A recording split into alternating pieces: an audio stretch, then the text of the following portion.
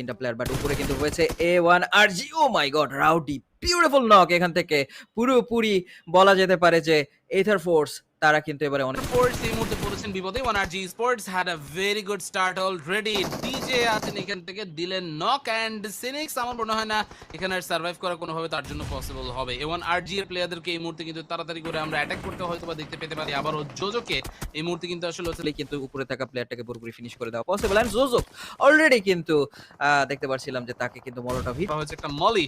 Rowdy he was able to move away from that position. এইখান থেকে ডেথস্টর্মও কিন্তু আরো একটা পয়েন্ট এখানে পেয়ে গেল। As you can see we are still here. সামনে এই মুহূর্তে নাইট কিং তিনি কিন্তু দেখছেন এই মুহূর্তে S9 কে টেক ডাউন করে ফেলা হলো। ডেথস্টর্ম তিনি কিন্তু 1v1 এর চেষ্টা করেছিলেন। লাস্ট মুহূর্তে ফাইট এখান থেকে হয়ে যাচ্ছে। ডেথস্টর্ম আরো একটা নকআউট কিন্তু করে ফেলেন, and he will try to confirm that elimination no matter what. এই সিচুয়েশনটা শেষ করুন ভাবছেন, সেটা এখান থেকে করতে হলে অবশ্যই রাউডি অ্যান্ড এখান থেকে সিজে বয়কে রিকভার করতে হবে।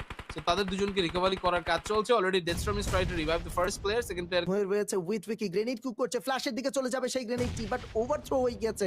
দুজনের গ্রেনেডের কোনোটাই কাজে আসলো না। ফ্ল্যাশ একদম ওভার অ্যাগ্রেস হয়ে গেছে। শেষ মুহূর্ত সাইনিক্স তার অ্যাটাক